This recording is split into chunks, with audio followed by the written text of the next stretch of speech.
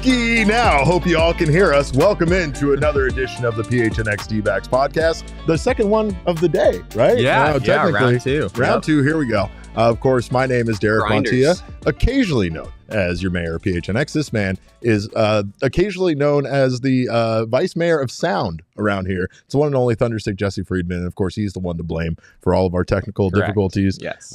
Jesse, I do have a report, breaking news from Craig Morgan, that I've been breaking news from Craig Morgan is not usually. No, it's not good, especially lately. Lately, it's been very bad, and this one continues to be bad because, according to his report, I have been placed on the 15-day IL with a right elbow contusion. It was only a matter of time. God damn it! Yeah. I felt like I thought I was going to make it out. If you even as much root for this team, you're headed for the injured list, Derek. It's an inevitability. I hate it here. I hate it here. I'm glad you guys are here. I don't hate it here, but I hate the situation the Diamondbacks are currently in with all of these injuries. Jesse, how many Diamondbacks are now injured? How many members of the 40-man roster are now injured? Yeah, in terms of, like Blaze Alexander is not technically on the injured list. Merrill Kelly is not on the injured list yet either. But they're on the injury report. But they are still players who have like a pending injury situation. If you include them, it is 11. 11 players on the Diamondbacks 40-man roster are experiencing some kind of injury this right sucks. now. Yeah, this sucks. Obviously, the Diamondbacks were able to somehow come out of the series in San Francisco with the win, but at what cost?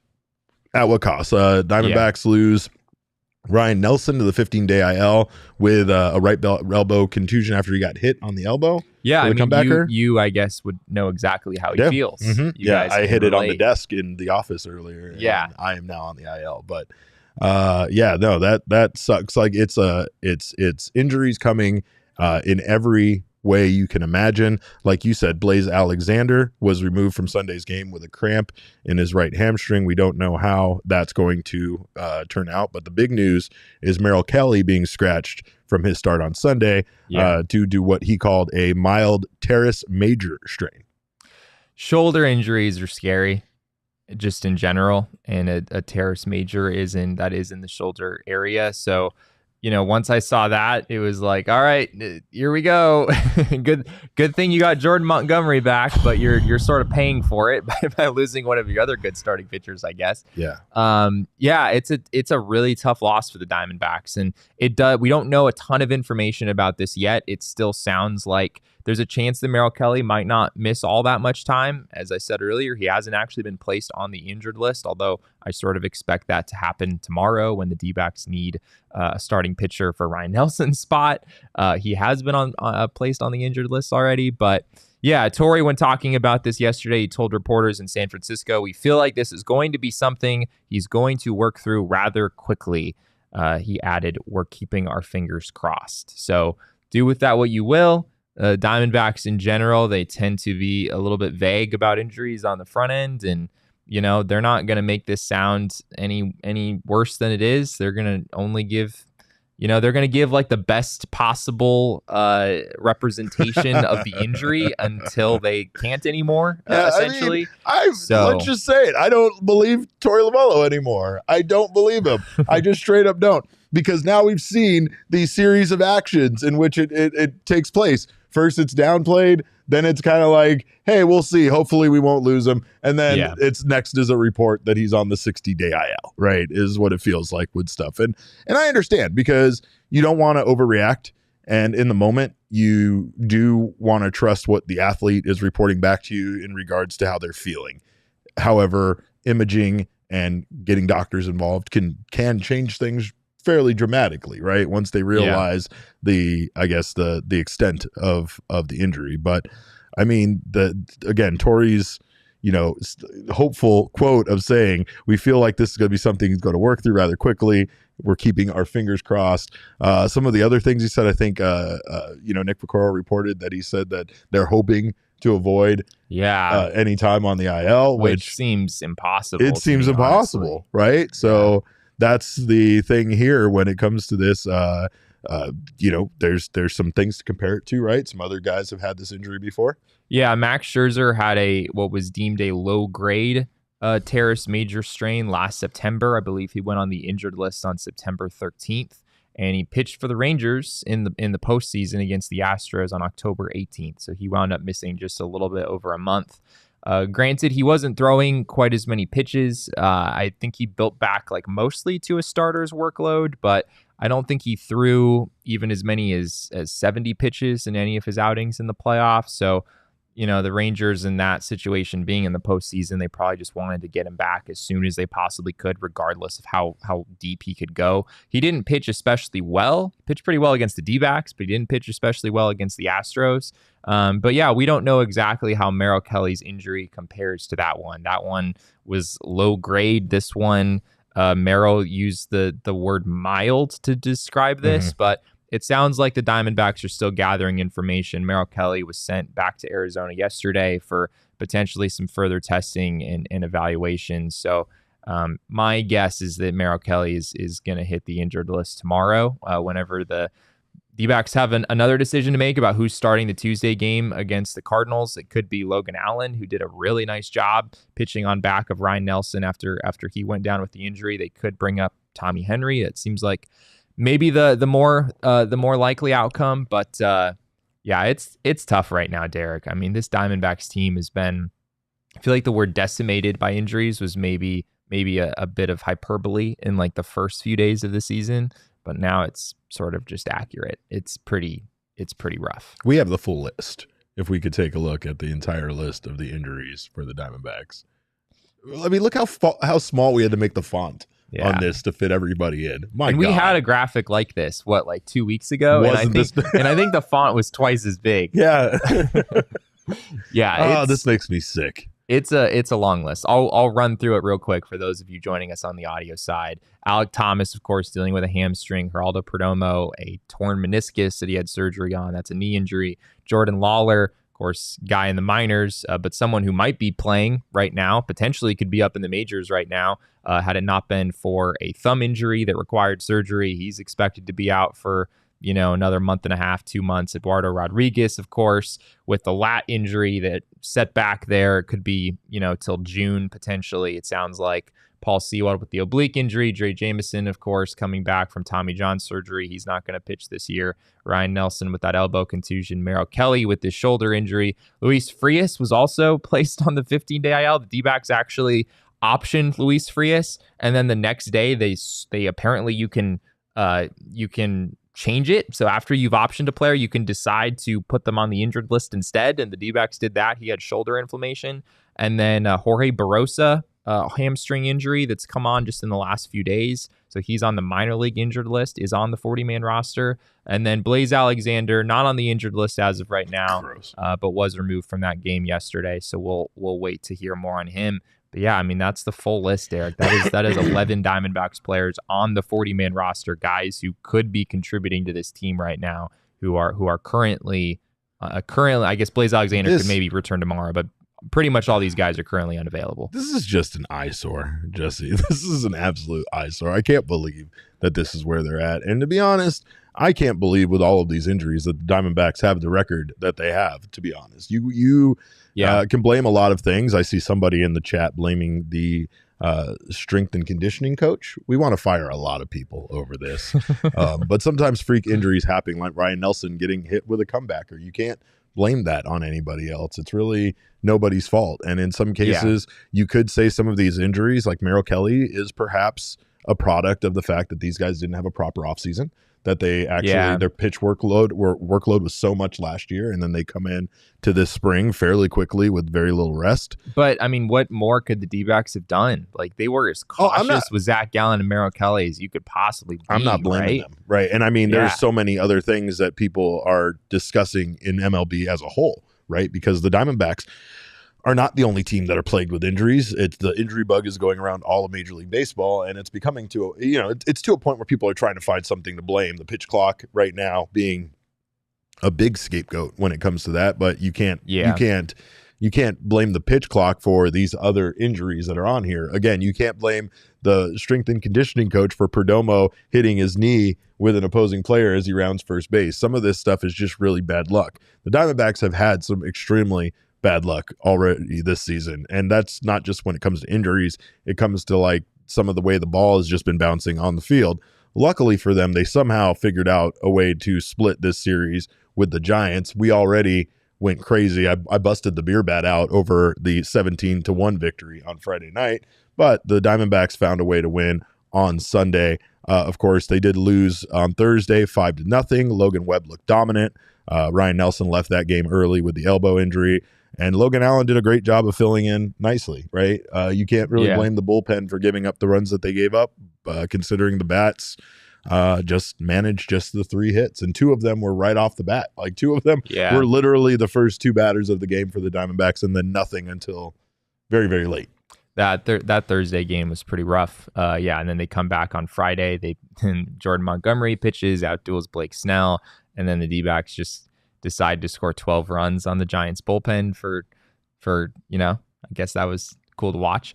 It only got them 1 win, no matter how many runs they scored, but still a pretty impressive outburst of offense in that Friday game. And then Saturday, Zach Gallen really struggled.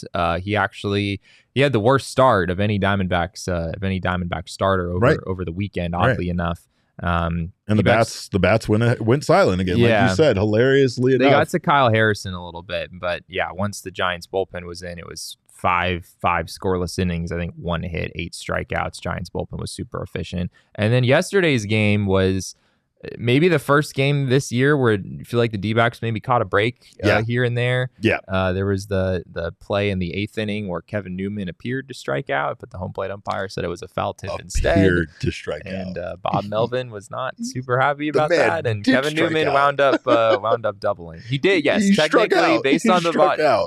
He absolutely did strike out. But then it's funny because that's one of those moments that even though it goes your way, if you're a Diamondbacks fan and you're happy about it and you're making that face Torey was making in the dugout while all that was going on and Bob Melvin was getting tossed from the game, you cannot help. It did seem like he was kind of making a face. I noticed that too. He was trying so hard not to grin while all of that was going on. And I think maybe part of it is like, oh, good. It's good for you guys. Like, it's good for the opposing team wants to feel. It had to be a bit relieving to Torey considering everything that went into Sunday's game. Slade having to start in replacement of Merrill, just everything the way that the day went. The Diamondbacks end up, catching a break and then having that break be such a substantial such a substantial moment in the game. Not only does Newman double, the Diamondbacks end up scoring, multiple runs there to really pad their lead, and they would absolutely need that lead. They did need it. And the Diamondbacks end up stealing, that game there late, and it felt good. It felt like they needed it. And of course, we do have the count. Let's work the count here because this series, wild stuff here. The thing that's really surprising to me is the 38 hits the Diamondbacks got to the 33 the Giants got. Like for the one lopsided game being so lopsided, you would think that the Diamondbacks would have a substantial lead in a lot of categories here. They end up scoring 25 runs to the Giants 16 runs. They went 14 for 41 with runners in scoring position, which is just a crazy amount of opportunities with runners in scoring position. They went 10 for 23 on Friday. On Friday, and 10 of those. And they went 4 for 18 in the other 3 games combined. So it's a little misleading. These numbers are a little misleading to get one game where you put up that much offense. But I mean, the starting pitching ERA for the Diamondbacks, 3.79. And like you said, Zach Gallen was probably the biggest contributing factor there to that even being that high. It would have been much lower if Zach Gallen had a better outing. Relief pitching, 3.60. So, I mean, overall, not too bad here. The Giants starting pitching ERA, 3.92. relief pitching, 7.63. Obviously, again, big part of that was that one game in game 2 and what they were able to do against the bullpen. But I don't think the Diamondbacks have lost one of these graphics at the end of a series all year. Like as far as the totals are concerned? I think if you factor in the totals and you were to look at each one in a vacuum, the Diamondbacks would be like objectively the better side over the course of the 3 or 4 game series in every series thus far. Well, and that's they're plus 28, right? Yeah. They're an 11-12 baseball team that has, how many teams have a better run differential than that right now? I think 5. I think they have the 6th best run differential in baseball. Right. It is, and I know people have been pointing this out in the chat, like to have an injury report as long as the one that we just showed. Correct. And to still be right in the mix. D-backs aren't buried in the standings or anything. Obviously, it's really early in the season to be talking about standings anyway, but they've managed to hang around, and I think you have to feel pretty good about that if you're a fan of this team. I did see the video today, by the way. I think Braden in the chat brought up a fan got Boone ejected today from Yankee Stadium. One of my favorite moments of this baseball season so far. Yeah, that was pretty absolutely funny. Hilarious. Again, Jesse pointed out to me how the umpire at one point said to Aaron Boone, "I don't care who said it," in regards to the phrase that got Aaron Boone obviously tossed from the game. Now, that seems like an important variable. That is a very important factor in him getting ejected from the game, is who in fact did say the thing that got him ejected from the game. Now, that was hilarious, but that wasn't really Aaron Boone's fault. But maybe it was, because he'd already gotten a warning and we were one batter into the game. So maybe just calm down a little bit right out of the gate, Booney. But the opposite end of the spectrum is Bob Melvin getting angry about that call in this series, because, man, I was 100% with him there. He's right. Like, totally right. And I love the fact that he waited until it really impacted the game negatively to be like, fuck it, I'm getting tossed. Like, he knew it. He was like, here, hold my hat and my keys. I'm about to go out there and start a fight, right? And that I appreciate, because sometimes you just have to let an umpire know, like, your egregious call just cost us runs and possibly this game. One call. And in baseball, one bad call can do that. Like, that's what we saw in the finale on Sunday. If Kevin Newman doesn't hit that double, Bob Melvin doesn't get tossed from the game. Absolutely. Right? Yeah. He was upset about it. I mean, he made his point before anything happened. But there wasn't a point to get tossed until that call ended up costing them, because Kevin Newman could strike out and then you go get tossed out for nothing, right? Innings over. Who cares about it at that point? D-backs also, Kevin Ginkel in there in the 9th inning, I think he might have picked up a favorable call or two that Giants fans and the Giants dugout certainly were not too happy. Robot umpires. You know what you can't do to a robot umpire is hurt its feelings, Jesse. You can't get it mad at you and your whole team to the point where he's like, I'm just going to make calls for these guys now. You guys keep acting up like that. Watch out. These calls all go this way. I don't think the robot would be able to decipher whether a hitter caught a piece in that situation, right? Oh, so that's what the home plate umpire would actually be. I think the home plate umpire, I think that. But if he's not calling balls and strikes, could he not pay better attention to that kind of thing, because he's trying to look at a strike zone? Probably. I mean, it's a tough. Like, I think it's a pretty tough call to make. It is, because it bounces off the ball. It changes trajectory based on bouncing off the ground, and so you obviously missed it. You didn't see it with your naked eye, but it was enough in your peripheral vision that you saw that the change in direction was enough to make you think that he fouled it off. Yeah. Right. But again, it was a bad call. It was a fairly obvious a bad call, though. Gabby Moreno had a really good game yesterday. I want to shout that out. He had a couple of hits, including a really big 2-run single that turned a 2-1 deficit into a 3-2 lead. It was a really big moment in the game. And then also in the 8th, Ryan Thompson came in and walked the first batter he faced on 4 pitches. And then Jung Hoo Lee inexplicably decided that he wanted to try to steal second base on Gabby Moreno. And it went about as you would expect it to. And that changed the complexion of the inning. I think when that happened, Ryan Thompson hadn't thrown a pitch in the strike zone yet. You're kind of wondering what his command is going to be like in the inning. And then all of a sudden, it's 1 out. There's nobody on base. And Thompson was able to settle in and get out of the inning unscathed at that point. So Gabby Moreno had a really, really big impact on that game yesterday. Nothing fires me up like that celebration, Derek. Nothing. Gabby Moreno, every single time that Gabby Moreno catches an attempting base stealer, he posts the highlight on Instagram. Yeah. And it's pretty, it's pretty electric. You have to, You have to respect that. Yeah. I mean, he's good at it, and he knows he's good at it, and he takes pride in it, and it is one of the coolest things to watch on a baseball field. It is. Watch Gabby Moreno get out of the crouch and just nail the spot pretty much every single time. And if you're like me, that quote runs through your head when he does it. When he said, like, I understand the opposing team wants to score, but I can't let them. What do we got here? I'm not going to allow it. I'm not going to allow it. That's the exact verbiage. Yeah. They want to win, but I'm not going to allow it. We got in the super chat up here. I don't think we've addressed the super chat yet. Damon? Super chat?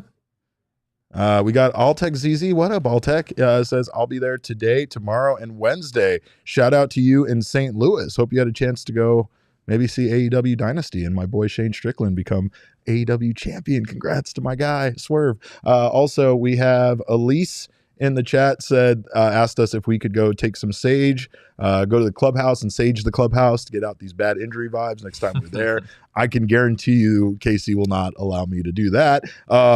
Teo Mackey, according to Michael, is reporting that Tommy Henry is in St. Louis. No surprise there. No surprise there. So he's going to start on Tuesday, presumably, and Merrill Kelly is probably going to go on the IL as the corresponding move. Although the D-backs could, technically, I guess they could send out Logan Allen as well in order to make that move official. And the move probably won't be official until tomorrow because Tommy Henry's not gonna pitch today. So you're saying send Logan Allen back down? Yeah, I think it would either be sending Logan Allen down or more likely, in my mind, putting Merrill Kelly on the injured list. But we'll see. Doesn't he have to be placed? Would the 15-day IL be enough for him to? Okay, for him to be on the roster. Okay. And then we have, I think Skeletor there was talking about how you can see the ball get tipped, though. No, you can't. Laura, you're I don't know about that. I watched that play several those replays times. are always like, it's a little bit hard to tell for sure, I would say, watching those replays, but you can generally see the trajectory of the ball change in some fashion, and I didn't see any evidence of that. So maybe it's possible that Kevin Newman got a piece, but I don't. It was a hard play to call in the moment, and I understand the umpire missing it, but I also understand Bob Melvin being furious about it because it might have cost them that game yesterday. It was a pretty big moment. Big moment, and we do thank you guys for your comments, for being here in the chat. Even if you're wrong, Skeletor is really you're just wrong. This. I disagree. Know. I mean, I'll go back and check it again, but I didn't see the donkey says it's a foul in my book. It's a foul in MLB's book, technically. So as far as it is a foul in the book. You're right. It is a foul. It was a foul ball, and that's why Kevin Newman didn't go walking back to the dugout and instead wound up on second base. That's right. But of course, we thank you all for being here in the PHNX Sports YouTube channel. If you haven't subscribed to the channel yet, do so now. Sign up for notifications. That way you don't miss whenever our wonderful shows go live. And drop us a like. Gabby loves when you do that. He always drops us a like after he throws out a runner. And he always drops us a like when he's here live in the chat. Of course, if you're listening on the audio podcasting side, you can leave us a review. 5-star reviews definitely are worth even more than the likes that Gabby wants you to drop. And make sure you're subscribed over there as well. Of course, right now is a great time of the year to get down on the BetMGM Sportsbook app. Of course, they have their brand new promotion with their Grand Slam promotion. You can get down on winning your share of their Grand Slam jackpot every Friday, Saturday, Sunday, all weekend long, all season, all the way up through the end of the MLB season. But if you place a $10 or more wager on any player to hit a home run every weekend, you can get a chance to win $50,000 in daily prizes or a share of that prize with every other winning bettor. For example, customers bets on Aaron Judge to hit a home run on July 31st against Houston. If Judge hits a grand slam along with 9 other customers, each of you will take home $5,000 in cash. So get down right now. It's a great time to get down on the weekend bets over at MLB. So download the BetMGM Sportsbook right now. Do it on iOS or Android or visit betmgm.com. Sign up and deposit at least $10 into your BetMGM Sportsbook account. Place your first wager and you will receive up to $1,500 back in bonus bets if the bet loses. If the bet does lose, your bonus bets will be available once your initial wager is settled. Sign up for BetMGM and use that bonus code, of course, of PHNX. Place your first BetMGM Sportsbook wager through the BetMGM Sportsbook mobile app of at least $10. You will receive up to $1,500 back in bonus bets if the bet loses. Check out the show notes for full details. And now listen to Shane talk about the disclaimer. Bonus bets expire in 7 days. One new customer offer only. Gambling problem? Call 1-800-GAMBLER. Available in the U.S. Call 877-8-HOPE-NY 467-369 New York. Call 1-800-327-5050 Massachusetts. 21 plus only. Please gamble responsibly. Call 1-800-NEXT-STEP Arizona. 1-800-BETS-OFF Iowa. 1-800-981-0023 Puerto Rico. First bet offer for new customers only. Subject to eligibility requirements. Bonus bets are non-withdrawable. In partnership with Kansas Crossing Casino and Hotel. See BetMGM.com for terms. U.S. promotional offers not available in New York, Nevada, North Carolina, Ontario, or Puerto Rico. Puerto Rico. Well, of course, Gila River Resorts and Casinos is the place to be this Thursday. Damon, am I right? Yeah, you're That's damn the right. place to be That's this where we're gonna be Thursday. holding the line. Of course, I think that's all sold out. So those of you that'll be there, have a great time. And maybe if you're in the area, you want to sneak in. I don't know. Don't listen to me. I don't have good ideas, but just saying, it's going to be rocking for the Phoenix, for the PHNX Phoenix. About to call them the Phoenix Cardinals, PHNX Arizona Cardinals draft party. We're holding the line, right, Damon? Are we holding the line? Yeah, we've never held anything. We've never held the line any harder more for anything than a generational talent. This Thursday? A generational talent on the Arizona So hold the Arizona line Cardinals? means draft Marvin Harrison Jr. at number 4. Correct. Means don't trade down. Means don't trade down. Don't trade down. Don't trade down. Because Marvin Harrison Don't Jr. trade may down. or may not be there. Don't Is that trade the down. No, idea? he will be there. He will be there? Yeah. We know for sure that none I of would the say teams that above are going there's to take him. there is a 99.99% chance he'll be available. Monty at 4. said that they will not be trading down until, if they were to make a trade, that would happen on draft day when it was their turn to pick. So I think it's based on who would be available and if something did change there in regards to who's available at 4. But of course, you can get way better analysis than this over at the PHNX Cardinals show. And of course, you can join those guys and maybe me and maybe Jesse. I don't know. I think I'm not invited. Damon told me specifically I wasn't invited, but those of you that have tickets, you're definitely invited to have a great time at the draft party there at Gila River Resorts and Casinos. And then maybe stick around. Enjoy everything that they have to offer over there. Unprecedented level of entertainment and excitement you won't find anywhere else. It's hard to walk away after the draft party from checking out their over 800 slot machines and their 15 blackjack tables, not to mention Arizona's largest casino sportsbook. So head to Gila River Resorts and Casinos and let them show you what next level is all about. You don't have to do it just on draft day. You can do it anytime. You do you at Gila River Resorts and Casinos. Visit playatgila.com for more details. All right.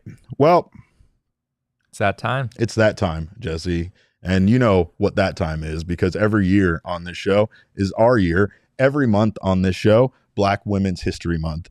Every week on the show, obviously Shark Week. But as you know, every day on this show, Passover, of course. Right? Yeah, of course. Of course, it's Passover. Every day is also Earth Day, even on Earth Day. Of course, I'm wearing my Captain Planet shirt. I'm excited for this because we don't get to do the Earth Day bit on Earth Day often, but it doesn't matter. None of that doesn't matter because every day are all of those days on this show. But on Mondays are special. On Mondays, we go to the mailbag. Damon, let's go to the mailbag.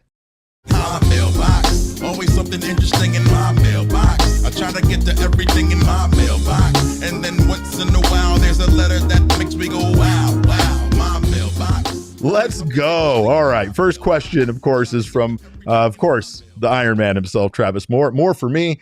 Travis asks, with all of the injuries to the rotation and Monty's first start not coming until just a few days ago, why have we not heard Blake Walston's name come up at all for getting an opportunity? It always seemed like the organization covers him. I think he means covets him, but I haven't seen his name come up at all. Jesse, I actually have the same question. I don't have an answer for Travis because I've kind of been wondering the same thing. I felt like Blake Walston would be a name that we could potentially see this year, and maybe we would even see in the case of an emergency like the Diamondbacks are currently going through. But instead, they go to Slade, and Slade turns out to be a very good choice, at least based on his performance on Sunday. I mean, at the rate of injuries in the starting rotation that we currently have, I mean, Blake Walston's probably going to be in the Get yourself majors stretched out, Blake. in what, like a week or two? Yeah. Yeah, That's I think gross to say, by the way. That's absolutely I gross think to say. Blake Walston certainly does have a chance to contribute to the Diamondbacks at some point this year. You know, entering the season, I think he was relatively, far down on the starting pitching depth chart. Slade Cecconi certainly ahead of him after getting a taste of the majors last year. Bryce Jarvis as well, although we've seen Jarvis used in more of a bullpen role. If the D-backs, God forbid, needed to dip even further into their starting rotation depth, I think Christian Mena is, off to a decent start, but Blake Walston has a little bit more experience pitching at the AAA level. Maybe the D-backs would opt to go that direction instead. But yeah, I mean, we talked a little bit about Walston and some of the challenges he's walked throughout his pro career. He's still only 22 years old, so you still feel like there's some upside there, but the velocity that the Diamondbacks hoped he would eventually reach coming out of the draft has never really shown up. And he had a decent year last year, but he didn't really have all that many more strikeouts than walks. And it's kind of been the same story this year out of the gate. He has 16 strikeouts compared to 12 walks so far in 14 2/3 innings. So, yeah, I'm not going to say it's impossible that Blake Walston could pitch in the majors, but D-backs would need to. There would have to be even more injuries than what we've seen so far, which you certainly hope that doesn't happen. Christian Mena is a name I would not be surprised to see if he can maintain the current numbers, even though he's very young. He's only 21 years old, but he's pitching in the PCL for the Reno Aces and currently has a 3.79 or 3.32 ERA. He's, struck out 21 and he's walked 12.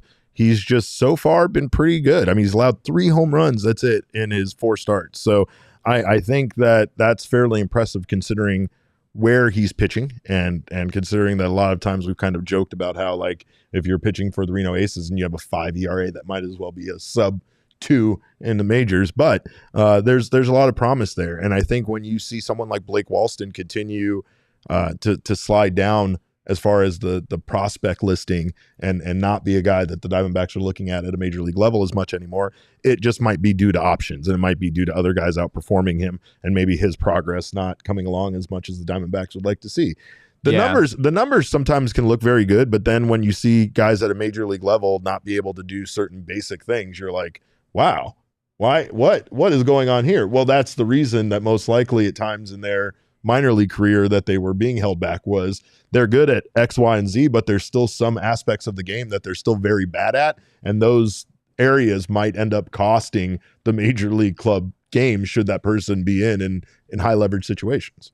Yeah, I think Walston at this point, as I said, being 22 years old, there are still ways for him to develop. There are still things that the Diamondbacks want him to get better at. Absolutely. So I think AAA is really the best place for him at this point as he continues to try to mature and get better at those things. They're running out of prospects to rely on in the future, and they still have to plan towards their future and who's going to be their future starting pitchers, right? Marcus in the chat is absolutely right. Humberto Castellanos has been very good so far. Yeah, minor league, I guess PCL pitcher of the week this past week. Humberto Castellanos. I think he only pitched once, but it was a good start. Five scoreless innings, I want to say. It's pretty good stuff.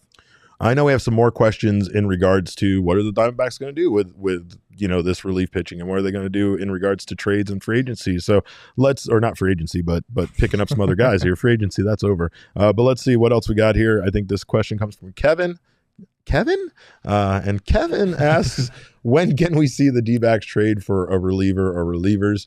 Unfortunately, I don't think that that's going to come until later towards the trade deadline, right? So that's not going to happen until the end of July, most likely. And as much as we know that the Diamondbacks the front office has already made it known that they intend on adding at the trade deadline, they have to get there first. They have to have a successful season up until July in order for them to warrant trading for those relievers at the trade deadline. So that's an important factor. Right now, I think that relief in the bullpen is going to come from their minor league system. And hopefully when they start getting their starters back, maybe it can come from guys like Ryne Nelson or other guys that might have been kind of checked off or used here as starters, but can possibly be a weapon out of the bullpen. That was a benefit of all the starting pitching depth that they had coming into the season. We were like, oh, if you've got, Gallen, Kelly, Erod, Montgomery, and Fott, then that allows you to put Ryne Nelson, in a bullpen role potentially, or Bryce Jarvis, which we have seen him in a bullpen role. Those guys haven't really been able to be used in those situations outside of Jarvis because the D-backs have needed every bit of starting pitching depth that they have so far. I look at the Aroldis Chapman trade. I think I want to say that was the earliest reliever that we saw dealt last year, and that trade happened on June 30th. So I think that is as early as I could really possibly imagine the Diamondbacks being able to land a reliever. But as you said, more likely to be pretty much right up against the deadline. The D-backs, I think, completed the Paul Sewald trade on August 1st last year. That's how these things tend to go. And also the other challenge is, which we had this issue last year, there's just not a whole lot of teams that sell when you have playoffs expanded as much as we do. It's a great point. And so that's going to be another thing is, we figure the Rockies and the Marlins and the White Sox are going to be sellers, but do you want any of their relievers? Maybe there's a couple guys, but start taking a look at those rosters now, folks. Yeah, not a whole lot necessarily to choose from. So that's another byproduct of the expanded playoffs is it takes teams a long time. There's more incentive to wait till the very last minute to decide if you're going to be a buyer or seller, because you might be able to, go on a little run and kind of put yourself in the mix a few days before the deadline, and then maybe you want to be aggressive and kind of go for it in that situation. So you're going to have to. D-backs are going to be on their own, I think, as far as the bullpen is concerned here for at least about 2 more months. They have some quality pieces, and this is a Bryce Jarvis appreciation post, but in going back to last season, in 38 1/3 innings pitched, Bryce Jarvis has allowed 4 home runs and has a 3.05 ERA. He has a 3.04 ERA last season, 3.07 ERA this year, allowed 1 home run this season in 14 2/3 innings pitched. That man has consistently, exactly what you're getting out of him. He has been consistent. He might not be the best member of the bullpen, but he's been able to give this team length, and he has been just really a bright spot in the bullpen when you don't really know who you can rely on consistently, right? And that's the key phrase here for a lot of the Diamondbacks' woes it hasn't been what their potential is, it's what they can do consistently, and that includes a lot of arms in the bullpen, as we've discussed before. But moving on to the next question. Our next question comes from Diamondback 1325, Frank the Tank, and he asks a similar question. He wants to know, what are the chances the Diamondbacks make some moves or early trades to shore up the squad? Seems like bullpen are always needed. Hoping for good health and bounce backs from everyone soon. We are as well. Thank you, Frank, for your message. And yeah, again, this is the same thing. It's like right now, I think the Diamondbacks might look to, again, their minor league system and maybe some available options, not Trevor Bauer, available other options. But Colton Wong was a pickup for this team for this exact reason, because they didn't really like some of their options there when it came to infield depth, and they decided that maybe Colton Wong might end up being a piece that the team can call up here shortly and add to their infield should they need that. Yeah, the Diamondbacks had a good amount of starting pitching depth coming into the season, and honestly, I think the D-backs are pretty well prepared for the situation that they're in. I mean, as well prepared as you reasonably could have been. Yeah. I'm not saying they're in a great spot without, Erod and Merrill Kelly and, Ryan Nelson for however long, but you can do okay with Zach Gallen, Jordan Montgomery, Brandon Pfaadt, and then I guess Tommy Henry and Slade Ciccone. That's sort of how things line up right now. Oh my God. You can stay afloat with that group. And it's actually pretty impressive to be down 3 starting pitchers and have a group that's all right, it's not great, but I think there's enough talent in this rotation still for the Diamondbacks to stay afloat while these guys are out. And that's really the goal here, is just to find a way to make it, to not get buried in the standings for, however long until some of these guys get back. The lucky part here is that the Diamondbacks have had to call on a lot of these guys over the last 2 seasons, right? Slade has experience starting. Bryce has been a big part of this team. Like I said, you have Ryne and you have Tommy, who have been asked to compete for a starting spot, and now both will probably be asked at times to be in the rotation at the same time, right? So there's a lot of things here, like you said, that the Diamondbacks were set up for success. The thing that we cannot underestimate here, though, is how important signing Jordan Montgomery was. Yes, because my God, so true. The impact that he could have in helping the Diamondbacks stay afloat during this time, it might not be able to be measured. It's essentially now someone that could, I know he's not going to literally slot into the number 2 spot, but essentially becomes the number 2 pitcher behind Gallen. And like you said, that's not that bad of a rotation overall. A lot of baseball teams would be happy with that starting rotation. So it's at least something decent. And if they can stay around 500, maybe a game or 2 above or below, and then start getting these pieces back from that massive list we showed you earlier, things can start turning around. I think the big thing is that each time a guy comes back, kind of like the call-ups when these young guys like Blaze and Corbin and everybody kind of that's been called up at times recently over the last, 12 months has added that spark to the lineup. I feel like you're going to get that when these guys are coming back. And even though that they might not be back very soon, it's going to be a staggered, a staggered essentially release of guys returning to the lineup. And hopefully those sparks will be able to keep the team, afloat and give them, a nice little push when each guy returns. Yeah, I mean, you just have to hope, right, that the current trend doesn't continue where every time you get someone back, you've got two players that go on the IL the same weekend. It's not exactly a coming out on top if that's how things go. So, yeah. But yeah, they were, I think, as well prepared as I said earlier as you could reasonably be for this. And imagining this rotation, to your point, without Jordan Montgomery, if it was Gallen, Fott, Henry, Ciccone, Logan Allen, stop it. Please don't. That would be that group looks group looks a whole lot different than Gallen, Montgomery, Fott, Henry, Ciccone. Yeah. And hopefully those guys are able to stay healthy. And again, Ryan Nelson might not be gone for too long. Merrill Kelly might not even be gone for too long. So that's a great point. Maybe this is only something they have to deal with for a couple of weeks. And we do know that Erod is supposed to come off the the 60-day IL as of the end of the month of May. So hopefully he's eligible to come off. Yeah. But we don't know if he will come off. Probably won't come off when he's immediately eligible, but could come off maybe not too far after that. But then still has to get ramped up after that point. So most likely we won't see him until possibly July, right?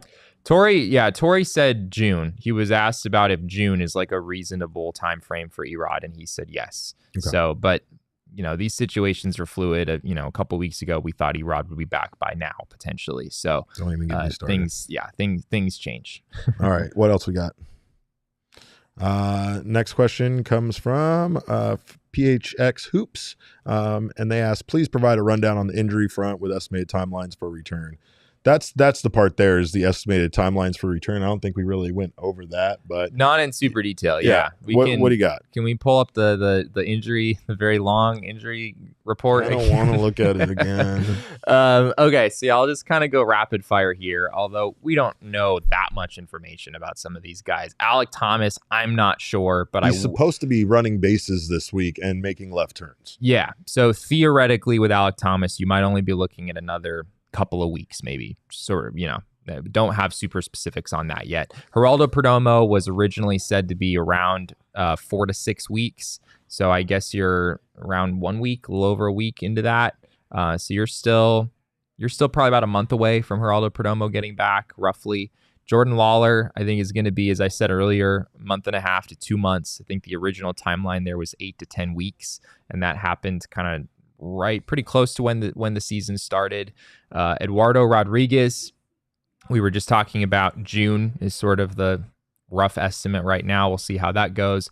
Paul Sewald is getting pretty close. Paul Sewald, give me dad back. I need dad back. Paul Sewald has thrown a bullpen and has faced live hitters as well. I believe he just did that the other day. I don't think the Diamondbacks have sent him out on a rehab assignment yet, but I think they could be pretty close to doing that. And, they're going to want him to get more than just one rep in the minors. They're probably going to want him to pitch in a few games. So you still might be, a couple of weeks away from Sewald being back. But that one is probably closer and more definitive than any of the other ones on this list. Dre Jameson, of course, Tommy John surgery. He's not going to pitch this year. Ryan Nelson, just an elbow contusion. He was placed on the 15-day IL, but based on contusions, generally, that doesn't take too long to come back from. I think it's reasonable that he could be back as soon as when he's eligible to return. So that minimum 15-day mark, in which case he would only miss 2 starts.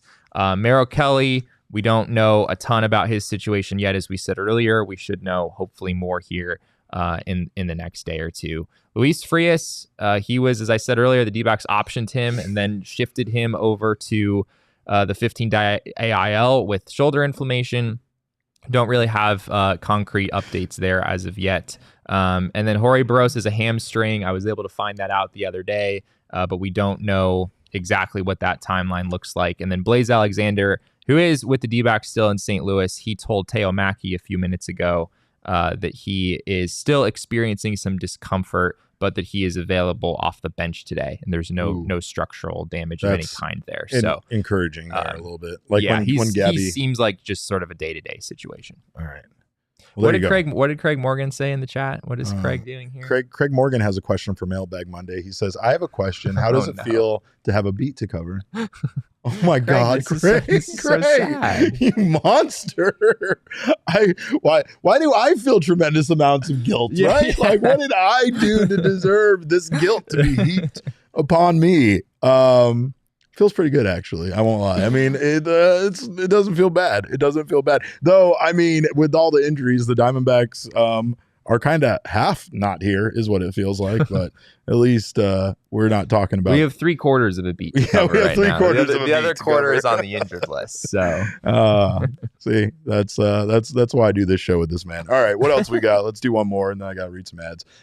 Saul Nolasco asked, at this point, I'm worried about Corbin. Are you? I think it's fair to be worried about Corbin. I do think it's fair to be worried about Corbin, especially if you track his production back to that godforsaken shoulder situation last season and just how his production has kind of been down since then. This year, things aren't great. And definitely, I think one thing I'll say is that it appears that pitchers know how to pitch to him now and know what his weaknesses are. Yeah, I've done some digging on what's gone wrong with Corbin Carroll, and it's been hard for me to really find anything super definitive. I'm not a hitting coach. Like, I can't really break down the finer points of Corbin Carroll's swing in a competent way, so I'm not going to try. But, I can play around on Baseball Savant. There you go. That's up my alley. And, the narrative, I think you've heard people say, you've heard Steve and Bob talk about this on the broadcast of teams pitching Corbin Carroll high and in and him having a hard time laying off those pitches. Right. And there is some truth to that. I looked at, pitches that are kind of in that high and in quadrant of the zone and also out of the zone. And he's seen about 1% more pitches in that area than he did last year. Last year, I want to say it was about 17% of the pitches he'd seen were in that zone. This year, it's a little over 18%, which is not really an alarming difference. And his results in that zone have been, what you've witnessed on a day-to-day basis. Corbin Carroll does not yet have a base hit on a pitch in that area. But he also was not particularly great in that area last year. Corbin, that was a weakness, a clear weakness of his last year, getting to pitches high and tight. You compare his numbers with like the league averages in that area of the zone and out of the zone. And definitely a weakness for Corbin. This year it has been even more so. But it's not just that, he's not doing as much damage in other quadrants of his zone as well. So I don't think we can totally simplify it down to just that. But yeah, I'm with you where I'm still not super concerned about Corbin Carroll. I've learned in my limited time doing this that betting against very, very, very talented pro athletes just doesn't generally end well. Like, their talent generally wins out in the end. But yeah, it's been a slow start, and it's not just that he's had a couple of bad weeks. You mentioned the time frame going back to the middle of June of last year, where he's been just a little bit above league average as a hitter. His OPS in that time frame is around 750. Pretty different from the player we saw in the first couple of months last year. I think that there's a way to integrate these two things together, and that is that maybe his slump is connected to what's going on with the Coyotes. Maybe it's the fact that he's not taking his boys trips with Gabby and Jerry P to Coyotes games at Mullet anymore. Maybe he's just sad. Maybe he's just not in the right headspace, right? Thinking about all of his boys over there at the Coyotes. I mean, it's hard for me to do this show thinking about Craig Morgan, but then he has to show up and make me feel even worse. He has to heap that guilt on me in the chat. He really enjoyed that. He really did. He was over here just giggling and off to the side, smirking as he typed that good to stuff, us. So. I will tell you that, of course, go see some baseball games. If you're like Altec ZZ and you live in another city, make sure you check out the boys when they come into town, wherever you're at. But make sure you get your last minute tickets through Game Time. You can save up to 60% off by buying last minute tickets for sports, concerts, comedy shows, and more. You can save even more with exclusive in-app deals on select seats ahead of the game or event, so keep your eyes peeled for that, as well as the ability to get a panoramic view from your seat in the app before you buy. So you know exactly where you're at. You know if you're in those obstructed view seats, you know if you got yourself a nice view. You can even sometimes see like how a concert stage is laid out, because they're doing these, walkway stages where they have like a main stage over here and another stage over here. So of course, Game Time has you covered with that. They also have you covered with the most flexible customer service policy in the ticketing industry. Take the guesswork out of buying tickets with Game Time. Download the app today, create an account and use code PHNX for $20 off your first purchase. Terms do apply. Again, create an account and redeem code PHNX for $20 off. Download Game Time today. Last minute tickets, lowest price guaranteed.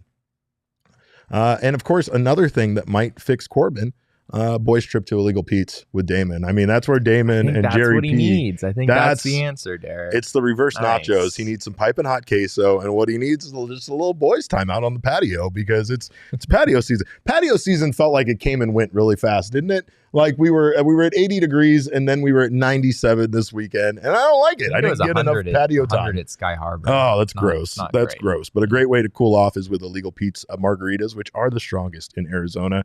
And of course, all of their irresistible drinks and mouthwatering food. They do have a full bar with custom cocktails, so do not sleep on the time you can have Illegal Pete's, especially quenching your thirst in this heat.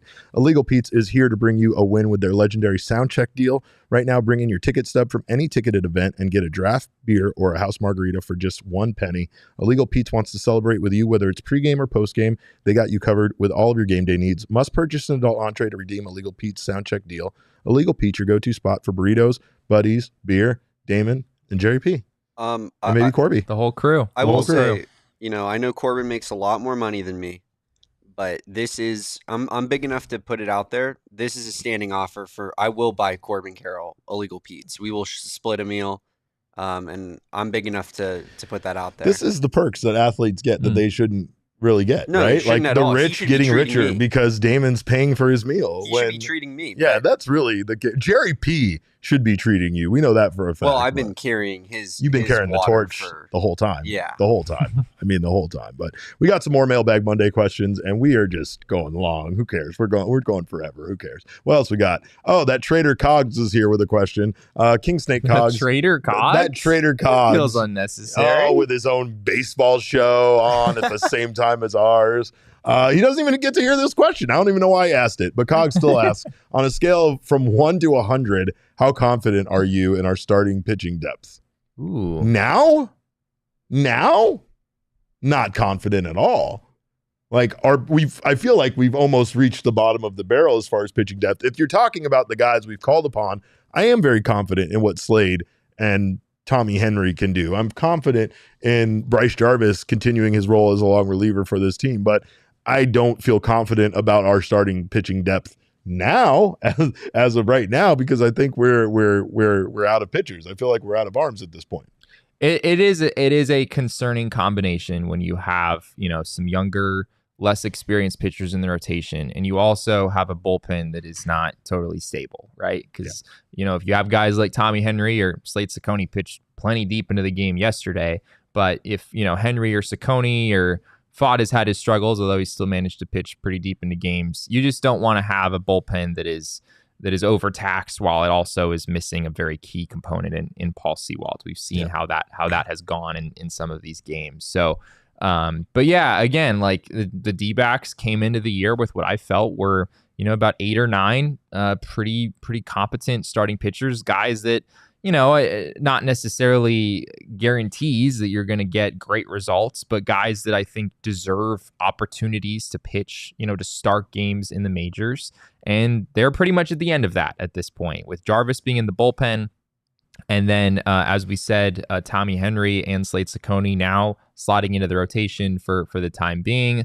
They're at the end of, what I think is like the reliable starting pitching depth that you have. Not to say that Christian Mena or Blake Walston or Humberto Castellanos, couldn't come up and do some good things, but those guys aren't really as sure. None of those guys pitched in the majors last year. Outside of Castellanos, those other two guys haven't ever pitched in the majors. So, yeah, their starting pitching depth has definitely been tested. I guess if I have to put a number on it, I don't 38. I don't know. You're at a 38. Oh, if you're talking about now, like right now, who the other guys are, yeah. But if you're fair. asking me about how the Diamondbacks were set up to come into the season to deal with all of these injuries, I'd have to put them in the 80s. Like they absolutely were structured in a way that allowed them that even though there was this positional or this starting rotation battle between these two young guys, it kept them ready, it kept them available, kept them stretched out, and it kept them performing through spring training to the point where when they were called upon due to reasons, they were both still ready. Now, they obviously didn't have the greatest outing, and Tommy Henry has had his struggles. Brian Nelson performed a little bit better there, but still, it's the fact that these guys were able to come out and give them 4 innings, even 5 innings at a time was still fairly good compared to the fact of where the position the Diamondbacks could have been in losing the arms that they lost. So, I mean, now this is it. You have depth for this reason, but unfortunately the Diamondbacks can't sustain too much more without it truly impacting them. But Humberto gives me hope. Humberto Castellanos, I like him a lot, and I've always liked him a lot. We once led the league in Humbertos, so I think that maybe should he be called upon to have another chance, I think he could be a wonderful story for this organization. All right, what else we got? Skeletor the Great has a question. Skeletor the Great asks, do you think the D-backs would benefit from a consistent lineup instead of a matchup hodgepodge seemingly every day? I feel like a lot of managers in baseball do the matchup hodgepodge thing. So I don't know if necessarily they would benefit from a consistent lineup. It's hard to ask that though, because of course it feels like any batter, any position player or pitcher in baseball, doesn't matter who it is, loves consistency. That's a big part of their game. They like their routine and they like being set in their routine. So I think there is a benefit to that, but I don't know if the benefit is worth the cost of now you batting guys that don't match up well with the opposing pitcher, especially when it comes to the starter.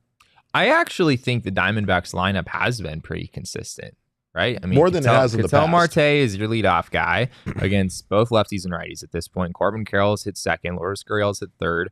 Christian Walker is at fourth. And then after that, you got Jock Peterson generally in the 5 spot with the righty on the mound. And then Randall Grichuk is in there. I think maybe they slide up Eugenio Suarez with a lefty on the mound. And the bottom of the lineup has maybe seen a little bit more turnover, but that's a result of, a lot of these guys getting hurt and Geraldo Perdomo being out, Alec Thomas being out.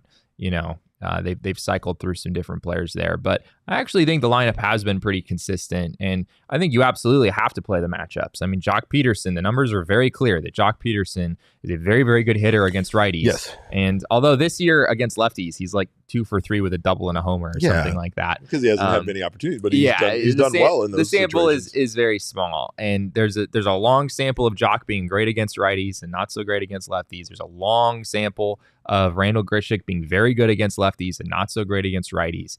And I think the D-backs are totally right to continue to leverage those splits and try to put the best lineup that they can on an everyday basis. Yep, I agree. All right, what else we got? Next question comes from Michael Rokicki. Michael asks, do you think... Nope, that's... he sent a goddamn pie chart? What the hell? Michael says, for Jesse... I've told you guys... It's a pie chart, so of course I don't me. I don't like being left out of things. So that's a good way to get your question deleted immediately. He said, for Jesse, I made a pie chart for my concerns related to the 2024 Diamondbacks, and I need your take on it.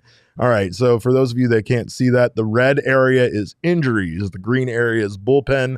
Blue area is just Corbin Carroll. Each one too. Okay, we got, what is that? 60? You want me to read these to Yeah, you? if you could. 60% injuries? 60% injuries, 30% bullpen, 4% in-game Corbin Carroll. Or no, sorry. That's just written a little weird. 4% Corbin Carroll. 4% in-game Corbin Carroll. 2% out-of-game Corbin Carroll. I'm very concerned of his off-field in-game activities. management. Yeah. No, get your guys' jokes in. We will. No, it's we witten will. very confusingly with in-game right above Corbin Carroll. But It's a no, terrible. It's cool. He sent a pie chart. I mean, he should be shamed just for that. It's not even a pie chart. It's like a donut chart. That's a good point. It is a donut. A donut chart. But yeah, Jesse, what are your thoughts here? Is this a fairly accurate assessment of the Diamondbacks right now and your concerns for them? Yeah, Is Corbin Carroll 4% of your concerns about the Diamondbacks right now? I mean, injuries would definitely be the majority for me. So I think 60% is pretty reasonable there. Bullpen is something we've talked about. We talked about in the offseason and certainly in the early going years. That's been a bit of a non-ideal part of this Diamondbacks team. So yeah, I mean, I think it's all pretty reasonable. In-game management, I don't really have much concern there to speak of. Not to say that Torey Lovullo is perfect. That's Torey playing Jace Peterson is what it is. It's 6% Torey playing Jace Peterson. Yeah, but I mean that has ended at this point, and it ended because Mike Hazen made a decision, not because Torey Lovullo made a decision. And Just that's like how Jace it was always. Peterson That's how being it was on the always team. going to go. Yes. As a manager, you cannot just correct. have guys on your roster that you just decide play. you're not going to play. Yep. It's just not. It's not good from a clubhouse standpoint. It's not good from your relationship with your GM, who put that player on your team for a reason standpoint. Obviously not a good standpoint from the player, right? Like, I mean, the player is not going to respond positively when you do call on them if you don't call on them at all, right? Like, that's just the way it is. Not to mention the fact that baseball is always about getting guys going. It's always about that. And when guys struggle, it seems crazy that the manager's letting them going. But when they're going, and he wants to, like, let's say, give Ketel Marte a day off, we all, scream for his job because we're like, what the hell are you doing? The man's on a 12-game hitting streak. You want to sit him, right? So it's like, it goes both ways when you manage a team. And a big part of it, as we saw last year, and as we've seen the entire time Torey Lovullo has been a manager of this team, is that he has an end goal in mind, which is getting to the postseason and making sure your team is ready, not only ready as far as their abilities and ready to take on that challenge, but ready physically due to injuries and ready for the team to be, rested as much as possible over a 162-game marathon of a season. So, I think it worked out for Torey last year. It worked out for him in his first year as manager of this team. So I understand him sticking to it, but at times it's going to be something that people aren't going to like because he does have to play his roster and the pieces that he has. All right. What else we got? Damon, next question comes from known troublemaker Elizabeth. And Elizabeth at the Burrito Store has taken over Don's Bread's position as wacky question asker, and I am here for it. She says, if the chat regulars were on Survivor, who would win and who would be the villain?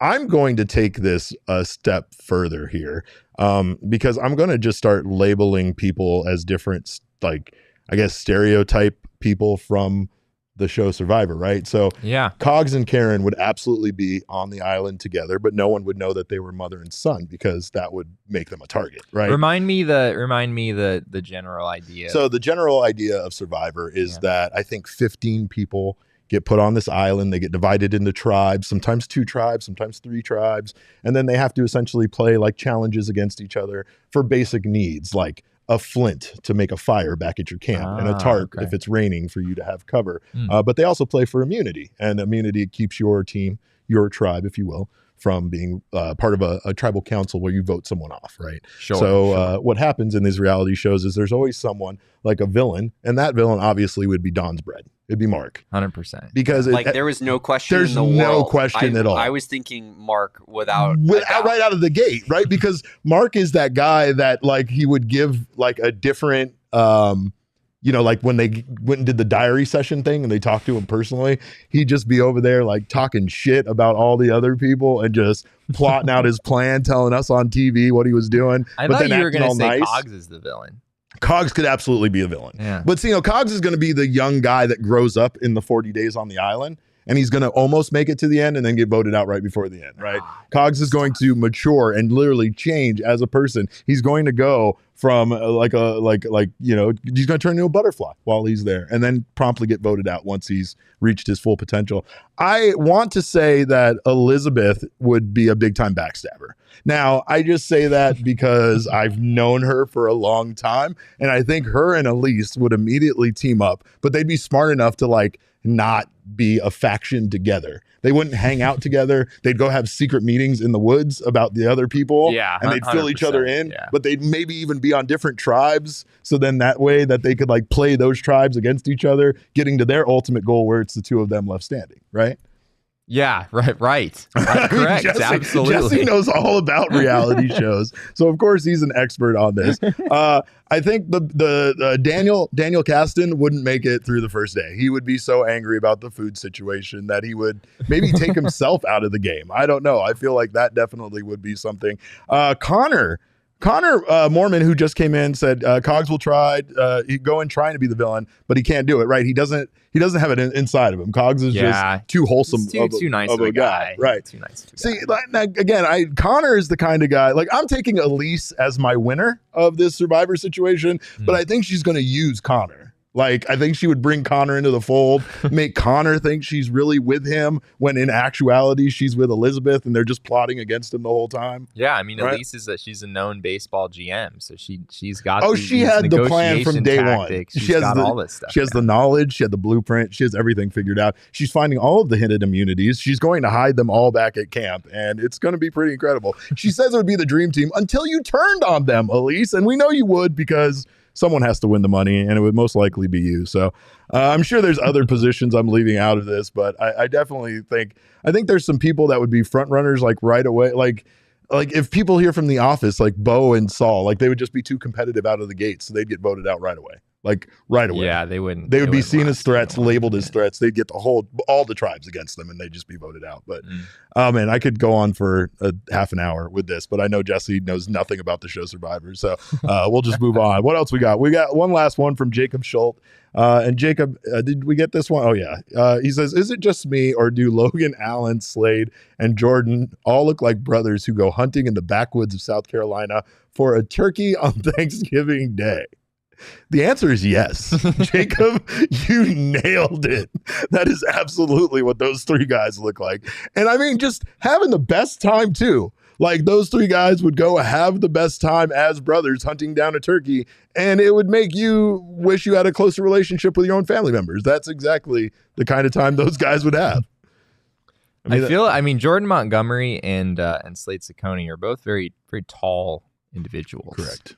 Jordan Montgomery is listed at 6'6". Slade Ciccone is listed at 6'4". Right. Logan Allen's listed at 6'3", but I don't know about that. That seems, I think Slade looks like a small, like the Pokemon, the different levels of Pokemon, like a more basic version of Jordan Montgomery. Like, he's going to evolve into his final form and look like Jordan Montgomery once his beard fills out, but that's like part of it. But anyway, we do appreciate you guys being here, of course, and also we do appreciate our friends over at OG's Brands that helped make my 420 much more enjoyable. I hope they made yours as well. But of course, if you didn't get a chance to do that, make sure to check them out wherever you get your marijuana related products. Of course, they do have their brand new products, their live rosin, which is their vegan gummies, and their Rick Simpson oil, which is their big OGs. So make sure to check out all that they have to offer. Big fan of the Sleep Edition gummy. I've talked about that quite a bit, but OGs, whatever you're looking for out of your edibles, OGs has you covered. To learn more about OG's gummies and where you can find them, head on over to ogsbrands.com. Must be 21 or over to enjoy, and please enjoy responsibly. And we were talking about it, Saul and I, we were talking about how much we would just eat OGs as a non-medicated product. Like, it's such a delicious gummy in comparison to other edibles, which, as you may have guessed, I tried a lot of on Friday at Buds-a-Palooza, but the best one by far was OG's. So make sure to check out all that OG's has to offer and the delicious flavor that they're packing into these things, because I'm telling you, no other edible tastes like OG's.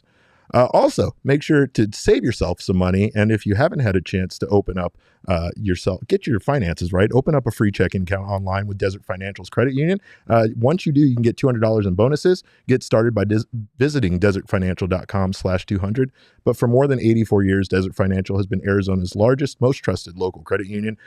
They've been in the Valley my entire life. And of course, they did get me started on my home ownership journey. They can get you started as well. So visit them at their website, check out all they have to offer, including checking and savings accounts, mortgages, loans, credit cards, investment options, and so much more. So join a credit union that is committed to giving back to the community and sharing success with its members. That's all I got, Jesse Friedman. You got anything else? That's all I got. You got to stay off the IL. We need you. All right? Yeah. Stay healthy. We're going to wrap him in bubble wrap. Yeah, bubble wrap me, bubble wrap everyone in the Diamondbacks clubhouse. Jesse Jr., we got to make sure he stays healthy. Hope your elbow heals up as well. I can't guarantee that's going to happen. Like when I get an injury at this age, that's it. It's just that body part is no longer functional. Doesn't work. Yeah. Anymore. So, but anyway, we do appreciate you guys stopping by. You can follow us on Twitter. I am at cap_caveman with a K. Jesse is at Jesse N. Friedman. Of course, the people's producer, Damon, is at Damon Dog. That's DAWG. We are Damon's dogs. Bark. There's our guy. He helped us out when we had our technical issues. So we're just going to call him. He's a wannabe Damon Dog. He's not quite there. But, you know. Oh yeah, that's Espo has that's pledged his allegiance to the line, and therefore I won't be accepting any Espo slander. I'm still trying to understand what that means. I think I get it. Yeah. I think I get like 80% of it. Yeah, we'll talk after the show. What's confusing about it? Is there like a movement to not do that? There's a movement to trade Johnny down Venerable and get a big old like all these trade picks or draft picks and stuff in return, and give up that Johnny spot. Venerable and Bo Brock have every day for the last like month and a half made the show about how the Cardinals are going to trade down. So you could say, yeah, there's a little bit of a movement to trade down. Okay. I mean, trading down in the NFL is like a huge thing, you know, especially if you want to come get a quarterback. So the dilemma there is either pick Marvin Harrison Jr. or get 3 first-round picks. I'm going to end this right now. We're done with this. You can go listen to the PHNX Cardinals show if you want more of this shit. I mean, if Johnny Venerable and Bo Brock are for it, I'm against it. That's all. That's just a general like. We are Damon's dogs. They are the bad guys. They are the bad guys, and I'm the good guy. And I go every day on the PHNX Cardinals show at 4:30 p.m. All I do is just put my cape on and ride for this community.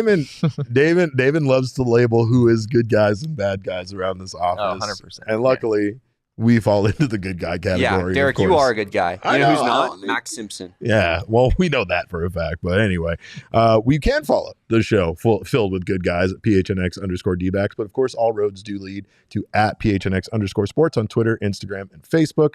Thank you guys so much for your time. Appreciate you stopping by. We will see you tomorrow with a post-game show. Go Diamondbacks tonight out there in St. Louis. And in the meantime, have yourselves a wonderful night.